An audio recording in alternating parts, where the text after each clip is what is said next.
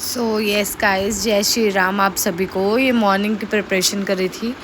आज मैंने कढ़ी बनानी थी, कढ़ी एंड राइस। तो सुबह सुबह 6:15 हो रहे होंगे या 6:30, ऑलमोस्ट ऐसे ही टाइमिंग्स थे। तो पहले मैंने सोचा राइस चढ़ा देती हूँ, क्योंकि राइस का काम ख़त्म हो जाएगा। और कढ़ी के साथ तो मोस्ट प्रोबेबली राइस अच्छे लगते हैं। मैं वैसे बहुत कम राइस खाती हूँ, बट जैसे राजमा, कढ़ी या छोले, इनके साथ, जिनके साथ राइस का एक परफेक्ट कॉम्बिनेशन होता है ना, सो मैं उनके साथ ही कढ़ी राइस खाना प्रेफर करती हूँ। अदरवाइज़ मुझे दाल के साथ भी चावल पसंद नहीं है। जितना इस टाइम पे भी मैं, ऐसा नहीं है कि मेरे को भर के प्लेट चाहिए, लिमिटेड क्वांटिटी में। सो गैस जलाने से पहले जस्ट वर्शिप अग्नि देवता नॉर्मली, वैसे और कुछ नहीं है। इधर मैंने राइस चढ़ाए, उधर बेसन को मैं फेंट के रखूँगी। जितना अच्छा बेसन आप फेंटेंगे ना, उतने फ्लफ़ी पकौड़े होंगे और सॉफ्ट। तो आपके फेंटने के ऊपर डिपेंड करता है कि आप कितना अच्छा बेसन को फेंटते हैं। और ये नहीं कि मेरा जो अभी आप देखोगे बेसन जो होता है ना, उसकी कंसिस्टेंसी बहुत थिक होती है। मैं उसको फ्लोई मिक्सचर में नहीं बनाती। सबका अपना अपना तरीका है, बट ये मेरा तरीका है कि ऐसे बनाती हूँ मैं। उससे पहले मैं कढ़ाई में ऑयल डाल के रख दिया था, ताकि वो जब तक गर्म होगा, क्योंकि एक बार जब अच्छे से तेल गर्म हो जाता है ना, तो उसके बाद सिम कर देते हैं गैस, ताकि पकौड़े अंदर से भी पक जाएँ ना, बाहर से वो बहुत ब्राउन होते हैं। और सबसे बड़ी बात, अगर आप सिम गैस पे बनाओगे तो उसका कलर ब्राउन करने की ज़रूरत नहीं है, उसको अच्छे से पका होना बहुत ज़रूरी है। मेरा यही फंडा है कि ऐसे ही मैं बनाती हूँ।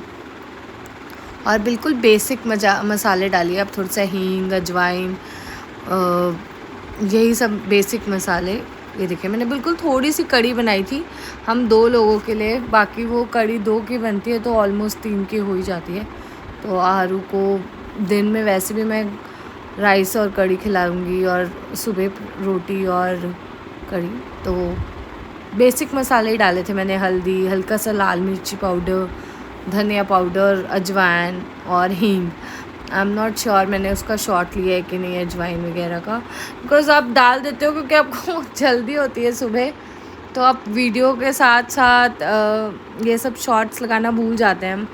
मुझे नहीं पता ये सबके साथ होता है या सिर्फ मेरे साथ। ये मैं ऑयल डाल रही थी कढ़ाई में कि गर्म हो जाए।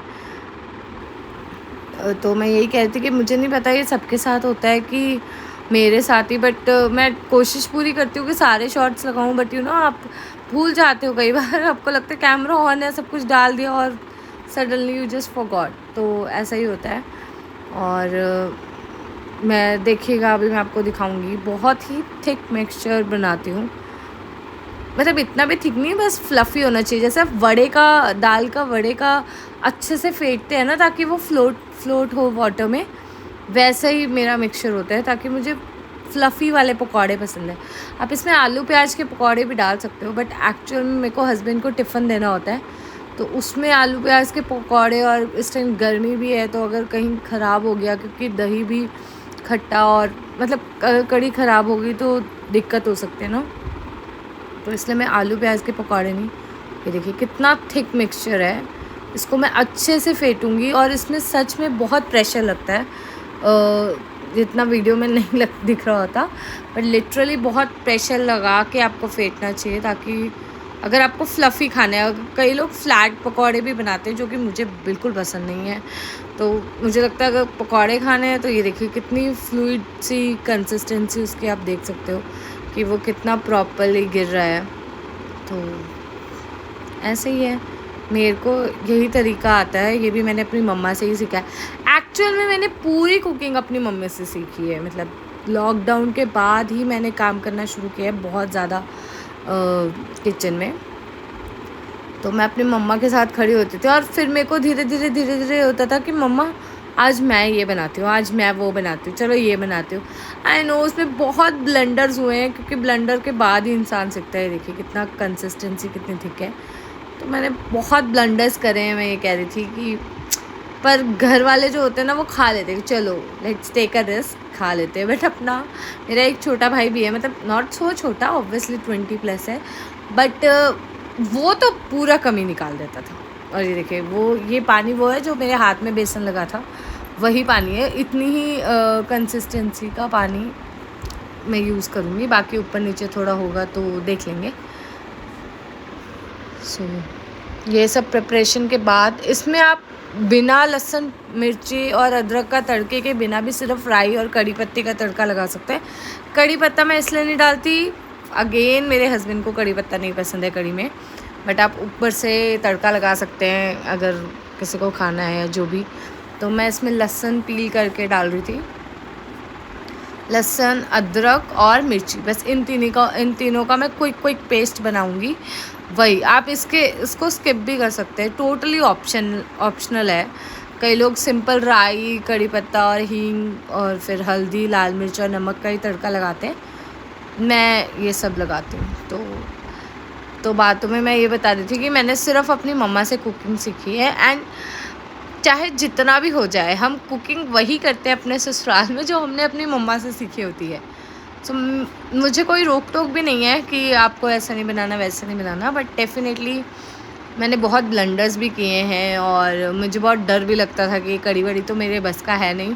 बट धीरे धीरे आप सीखते हो, आप खुद एफर्ट्स लेते हो कि हाँ मुझे बनाना है, और मम्मी के साथ खड़े होते हो कि हाँ ठीक है ऐसे करते हैं वैसे करते हैं।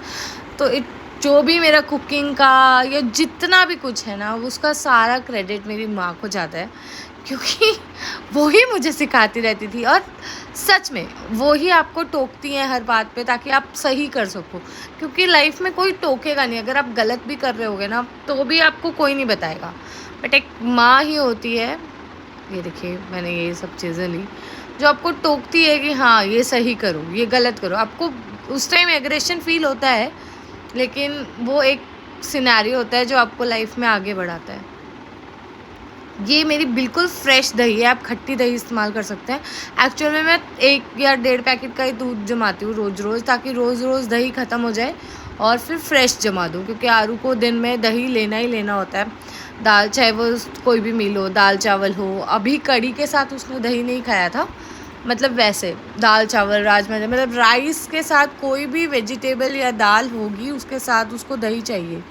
और मुझे लगता है दिन में दही खाना सबसे सही तरीका होता है।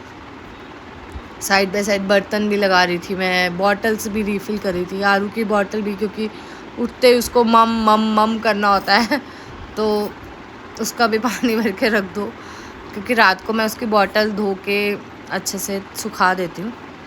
ये देखिए इधर मैंने पकौड़े डालने शुरू करे अपने। और ये सब बातें ना तब समझ आती हैं जब आप खुद माँ बनते हो और आपको लगता है नहीं मेरे बच्चे के लिए सही नहीं है, मेरे बच्चे के लिए वो सही नहीं है। तो वैसे ही जब अपनी माँ बताती है ना तो हमें लगता है ओहो ये क्यों बार बार टोक रहे हैं। तो ये it's all about the experience. आपको धीरे धीरे एक्सपीरियंस के साथ आता है कि नहीं शायद घर वाले सही बोलते थे, ये करते थे। और स्पेशली मम्मा तो अलग है, बट मेरे पापा को कुकिंग का बहुत वो है। अगर वो खाना खाते हैं ना तो कई लोग खा लेते हैं बस कोई कमी नहीं, बट मेरे पापा पर्टिकुलरली खा तो लेंगे, बट उसके बाद बताएंगे इसमें थोड़ा सा हींग का तड़का ज़्यादा होना चाहिए, ये वो। उनको प्रॉपर नॉलेज होती है कि कितना मसाला होना चाहिए, कितना खाने में क्या डालना चाहिए, क्या नहीं डालना चाहिए, I mean सब कुछ। सो मेरी सारी क्वालिटीज़ और जो भी है मैं उनको दोनों को ही क्रेडिट देती हूँ। पहले मैं भी सिर्फ पढ़ने में या जॉब करने में ही इंटरेस्ट रहती थी, बिल्कुल खाना बनाने में नहीं। सो ये है। और ये देखिए कितने फ्लोई मिक्सचर के साथ देखिए कितने फूले से पकौड़े बनेंगे। तो अगर आपका बेसन अच्छा फेंटेंगे ना तो आपको ये फ्लफ़ी से पकौड़े मिलेंगे, एंड ट्रस्ट में ये बहुत सॉफ्ट होते हैं अंदर तक ना। ये देखिए कितनी गाढ़ी दही थी कि मेरे को मलाई हटा के इसको डालना पड़ा, क्योंकि मलाई का कोई काम नहीं था बेसन में, वो हम वैसे खा सकते हैं। मैंने मलाई हटाई उसके बाद डाला है ताकि नॉर्मली हम खा सकें। और मेरा बेसन बहुत कम ही होता है, दही का मिक्सचर ज़्यादा होता है। सो यही सब था। सुबह कड़ी बनाने की प्रिपरेशन होती है, क्योंकि कड़ी को ना मैं सिम गैस पे धीरे धीरे पकने देती हूँ, क्योंकि कड़ी का मतलब ही है कि कड़ना, तो मैं उसको धीरे धीरे करती रहती हूँ। इसलिए मैं पहले कड़ी और राइस तो देखिए उधर हो ही गए थे, वो पकती रहेगी तब तक मैं अपना पूजा एंड ऑल कर लूँगी। और मैं आपको बता दूँ, मैं 2 बार नहाती हूँ क्योंकि मेरे को मम्मी ने यही सिखाया है हमेशा से कि किचन आपका एक मंदिर है। चाहे आप बाकी काम करो ना करो, पहले नहा के फिर किचन में खाना बनाती हूँ, उसके बाद सारे काम करके फिर नहाती हूँ क्योंकि कपड़े धोने होते हैं। ये मिक्सचर था दही का और बेसन का, मैं अच्छे से मिक्स कर लेती हूँ। फिर वो जो एंड में पानी डालना है वो बाद में देखती हूँ कितनी कंसिस्टेंसी है उसके हिसाब से। हाँ, तो मैं आपको बता दूँ कि मैं 2 बार नहाना पड़ता है मुझे, कोई भी काम होता है, क्योंकि मेरे को शुरू से, क्योंकि मेरी मम्मा, इनफैक्ट मेरी नानी वगैरह, ये सब कभी किचन में बिना नहाए नहीं जाती थी ना, तो वो पानी पीती थी बिना नहाए किचन में। और तो यही आदतें मेरे अंदर है और मैं चाहती हूँ कि मेरी बेटी में भी आए कि अगर आप किचन को एज अ मंदिर समझो, क्योंकि वहाँ अन्नपूर्णा वास करती है, और तभी होता है जब आप खुद फ्रेश हो। तो पहले मैं नहाती हूँ, उसके बाद किचन में काम करती हूँ, उसके बाद फिर सारा हाउस होल्ड कोर करती हूँ, झाड़ू पोछा, क्योंकि फिर नहाती हूँ, क्योंकि फिर मुझे कपड़े धोने होते हैं। और अगर मैं ये सुबह से लगूँ फिर तो मेरा कभी खाना बनेगा ही नहीं। सो ऐसा होता है। और इधर मैंने सारे पकौड़े अपने उतार लेने थे, प्लेट में रख लिए थे। उसी कढ़ाई में मैं दोबारा बनाऊँगी, बस थोड़ा सा तेल बहुत ज़्यादा है, और सरसों का तेल ना बहुत आँख में लगता है, मतलब बहुत ज़्यादा। अगर आप अच्छा, हम तो पतंजलि का यूज़ करते हैं, बट सरसों के तेल में खाना बनाना अच्छा भी है, लेकिन वो आँख में बहुत लगता है। अगर तेल एक बार आ जाता है ना अच्छे से, तो ये देखिए कितने फ्लफ़ी से पकौड़े बनेंगे, और ये सॉफ्ट ही रहेंगे। इसको पानी में नहीं डालती हूँ मैं, ये ऐसे ही रहेंगे और ये सॉफ्ट ही रहेंगे, क्योंकि आप स्लो गैस पे बनाते हो। तो जब स्लो गैस पे बनाओगे ना तो वो अंदर तक पकेंगे, अदरवाइज़ बाहर तक अगर आप तेज़ आंच में बनाओगे ना तो वो सिर्फ कलर ब्राउन होगा और अंदर कच्चे रहेंगे, फिर वो चिपचिपा सा वो लगने लगता है। साइड बाय साइड मैंने आटा भी गूँध लिया था, ये आटा ख़त्म होने वाला है तो मैंने आटा भी लगा लिया था, ताकि ये आटा पूरा ख़त्म हो जाए तो मैं इसकी टैंकी धो दूँ, मतलब आटे का जो बर्तन है वो धो दूँ, टैंकी कहती हूँ मैं।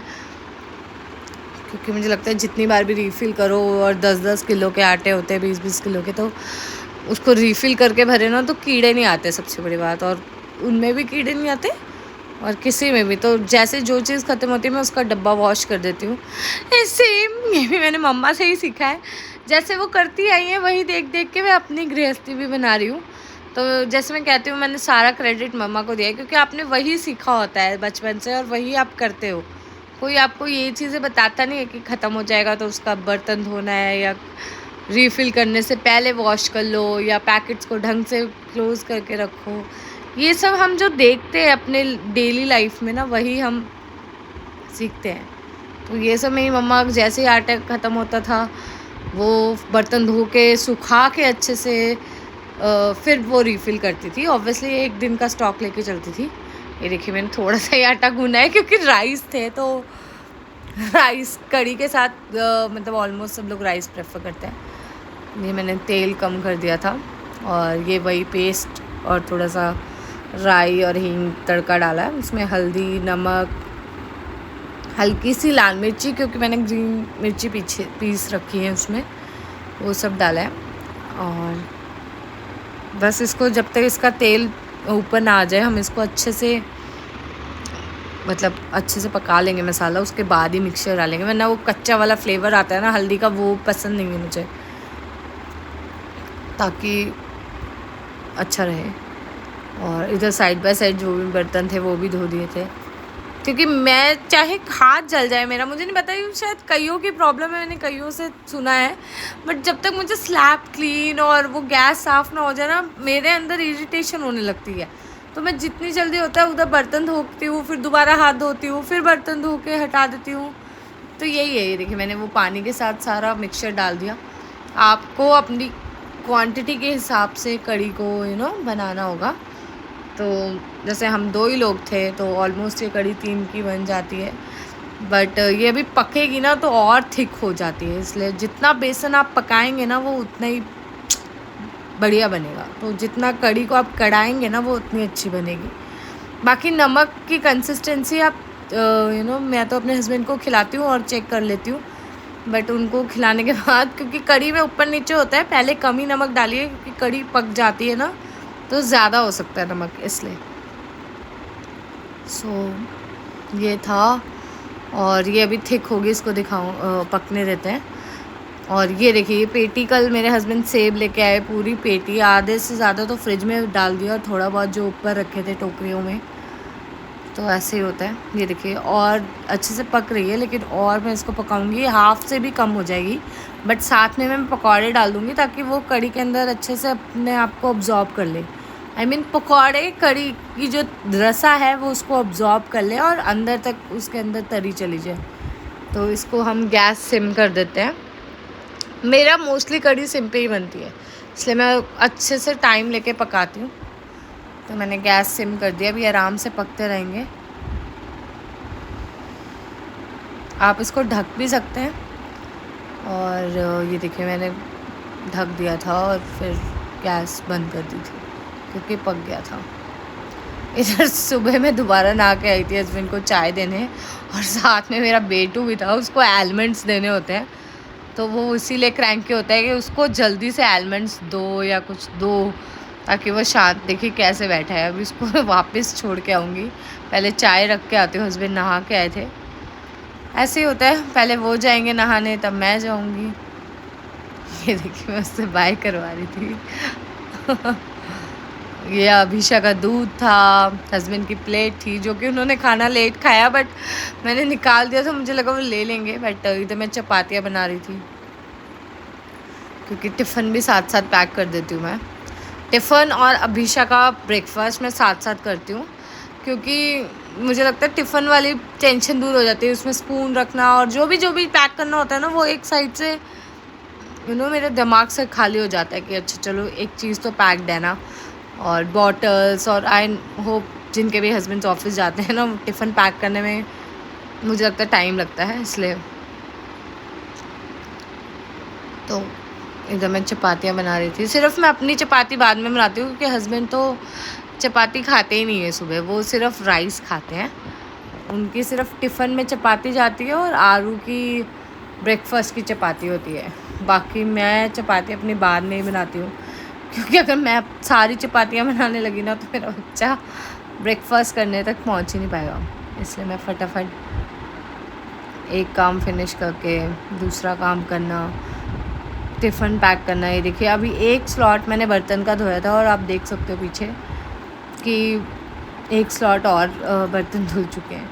तो जितने साइड बाय साइड बर्तन निकालते रहते हो तो सिंक में वो इकट्ठे नहीं होते हैं, वरना फिर ऐसा लगता है खुद को ही धोने, और इतने ज़्यादा लगते हैं कि बस अब तो धोने से आलस आने लग जाता है फिर।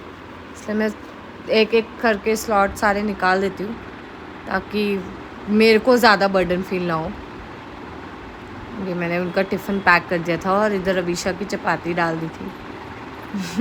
सबसे बड़ा काम मुझे टिफ़िन पैक करने लगता है, और आरू बैठ गया था। ये आरू का ब्रेकफास्ट है, उसको मैं मिक्स करके देती हूँ ताकि चपाती थोड़ी सी नरम भी हो जाए। ये देखिए, बाय कर रही है वो।